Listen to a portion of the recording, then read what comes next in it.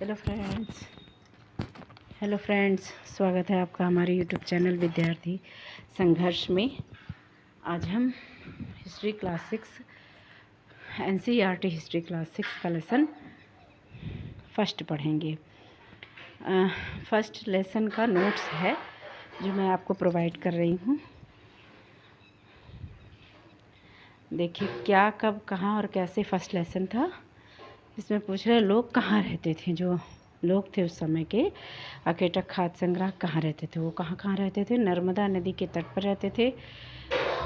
हाँ, दूसरा पॉइंट है उत्तर पश्चिम की सुलेमान तथा किरथर पहाड़ियों में रहे, जहाँ लगभग 8000 वर्ष पूर्व स्त्री और पुरुषों ने गेहूं तथा जौ उपजाना आरंभ किया। तीसरा है उत्तर पूर्व में गारो तथा मध्य भारत में विंध्य पहाड़ियों के लोगों ने, यानी गारो तथा विंध्य पहाड़ियों में भी ये लोग रहे और वहाँ उन्होंने क्या किया, सबसे पहले चावल उपजाया। सहायक नदी, जो छोटी छोटी नदियाँ एक बड़ी नदी में मिल जाती है, सॉरी यहाँ जाता लिखा है, जाती है, उसे जाति में कन्वर्ट करिएगा, उसे सहायक नदी कहते हैं। पांडुलिपि, अंग्रेजी में पांडुलिपि के लिए प्रयुक्त होने वाला शब्द क्या है? मैन्युस्क्रिप्ट शब्द। लैटिन शब्द किससे बना है? लैटिन शब्द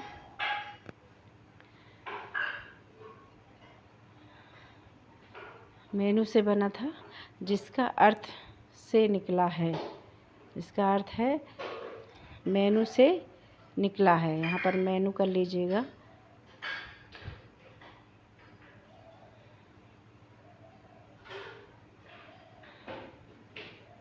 यहाँ पर आप मेनू कर लीजिएगा, मेनू, मेनू से निकला है। अरे ठीक। पांडुलिपियाँ ताड़पत्रों अथवा हिमालय क्षेत्र में पाए जाने वाले वृक्ष बुर्ज नामक पेड़ की छाल से, ना, जो बुर्ज नामक पेड़ की छाल से तैयार भोजपत्र पर लिखी मिलती हैं। बुर्ज नामक पेड़ से तैयार भोजपत्र पर लिखी मिलती हैं। पांडुलिपियाँ किन पत्रों पर लिखी मिलती हैं? तो ताड़ पत्रों पर लिखी मिलती हैं। भोजपत्र जो बुर्ज नामक पेड़ की छाल से बनाया गया था और कहाँ प्राप्त होता है? हिमालय नामक क्षेत्र पर प्राप्त होता है। इंडिया, इंडिया देखिए ये हमारा इंडिया शब्द, इंडिया शब्द इंडस से निकला है, जिसे संस्कृत में सिंधु कहा जाता है। ईरानियों और यूनानियों ने सिंधु को हिंदोस अथवा इंदोस और सिंधु नदी के पूर्व में स्थित भूमि प्रदेश को इंडिया कहा था ना। क्या कहा था? भूमि प्रदेश को इंडिया उस समय कहा जाता था, या उन लोगों ने कहा था। इंडिया शब्द इंडस से निकला है, जिसे संस्कृत में सिंधु कहा जाता है। ईरानियों और यूनानियों ने सिंधु को हिंदोस या इंदोस अथवा इंदोस और सिंधु नदी के पूर्व में स्थित भूमि प्रदेश को इंडिया कहा। ठीक, यहाँ तक भी आप लिख लें। यहाँ तक यह कहा जाता था, इंडिया कहा जाता था या इंडिया कहा। ठीक, इसे आप ना भी लिखेंगे कोई दिक्कत नहीं। इतिहासकार, इसे पूछ रहा है भाई इतिहासकार किसे कहते हैं? इतिहासकार उन्हें कहा जाता है, उन्हें कहते हैं जो अतीत का अध्ययन करते हैं। किसका अध्ययन करते हैं? अतीत का अध्ययन करते हैं, उन्हें इतिहासकार कहा जाता है। स्रोत, स्रोत क्या है? पांडुलिपियों, अभिलेखों तथा पुरातत्व से ज्ञात जानकारियों के लिए इतिहासकार प्रायः स्रोत, यहाँ पर कटिंग हो गई है, स्रोत, स्रोता है इस साइड, स्रोत शब्द का प्रयोग करते हैं। स्रोत शब्द का प्रयोग करते हैं। यहाँ पर कटिंग है।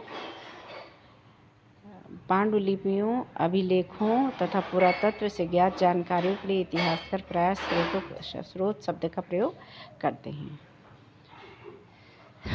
पुरातत्वविद, अतीत में बनी और प्रयोग में लाई गई वस्तुओं का अध्ययन करने वाला व्यक्ति पुरातत्वविद कहलाता है। क्या कहलाता है? पुरातत्वविद कहलाता है। कौन? अतीत में बनी और प्रयोग में लाई गई वस्तुओं का जो अध्ययन करता है उसे पुरातत्वविद कहते हैं।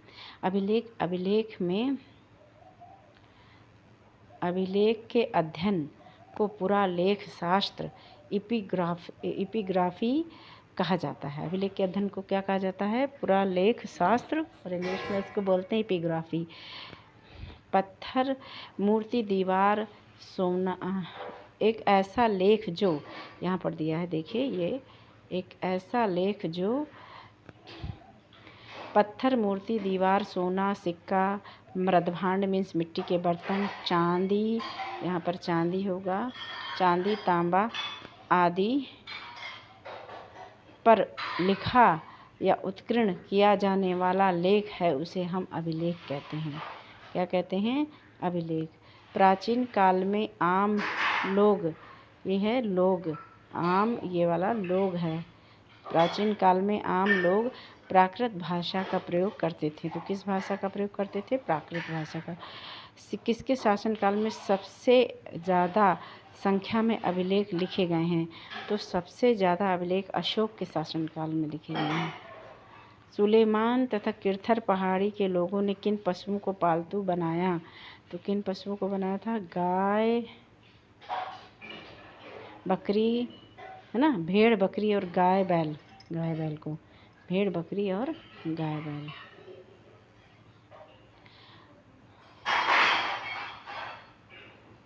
भरत नाम का प्रयोग कहाँ रहने वाले लोगों के एक समूह के लिए किया जाता था? तो उत्तर पश्चिम किया जाता था ना। भरत नाम के एक समूह का जो प्रयोग, भरत नाम का प्रयोग कहाँ रहने वाले लोगों के एक समूह के लिए किया जाता था? तो उत्तर पश्चिम, उत्तर और पश्चिम, उत्तर और पश्चिम में रहने वाले लोगों के लिए किया जाता था। ये है उत्तर पश्चिम के। पांडुलिपि कहाँ से प्राप्त होती है? तो मंदिरों तथा विहारों से प्राप्त होती है। गंगा के दक्षिण में फैला गंगा तथा इसकी सहायक नदी सोन के आसपास का क्षेत्र प्राचीन काल में किस नाम से जाना जाता था? तो मगध नाम से जाना जाता था। गंगा, है ना, गंगा तथा इसकी जो सहायक नदी सोन है, गंगा के जो दक्षिण में फैला गंगा तथा इसकी सहायक नदी सोन के आसपास का क्षेत्र प्राचीन काल में मगध नाम से जाना जाता था। अच्छा, मगध में शासन करने वाले जो वंश थे उनके बारे में थोड़ा देख लीजिए। हार्यक वंश,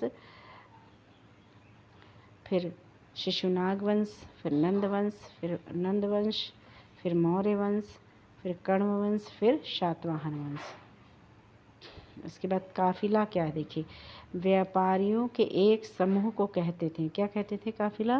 किसको कहते थे? काफिला। व्यापारियों के एक समूह को काफिला कहते थे। ठीक, काफिला व्यापारियों के एक समूह को कहते थे। ये मूल्यवान वस्तुओं को एक स्थान से दूसरे स्थान पर ले जाते थे। एक स्थान से दूसरे स्थान ले जाते थे। पहाड़ियों, पर्वत और समुद्र उपमहाद्वीप की प्राकृतिक सीमाएं हैं। क्या हैं? उपमहाद्वीप की प्राकृतिक सीमाएं हैं। उपमहाद्वीप की प्राकृतिक सीमाएं हैं।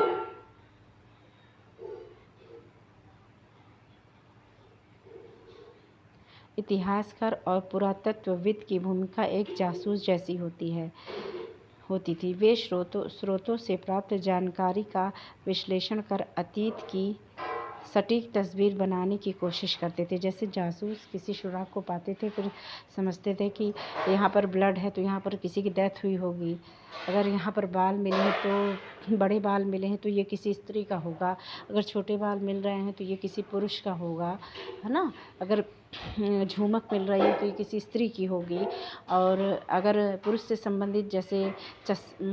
संबंधित कोई भी चीज़ मिल रही है जैसे कि पुरुष वाली अंगूठी अगर मिल गई तो ये पता चलेगा कि नहीं ये पुरुष वाली अंगूठी है, यहाँ ज़रूर किसी पुरुष का मर्डर हुआ है। उसी प्रकार से इतिहासकार जिस चीज़ को प्राप्त करते थे, अगर उन्हें माला वगैरह मिलती थी तो प्रथम अनुमान तो उनका होता था कि यहाँ पर ये किसी स्त्री के बारे में है, लेकिन कभी कभी इसमें भी असमंजस होती थी कि ये उस समय पुरुष भी गहने पहनते थे।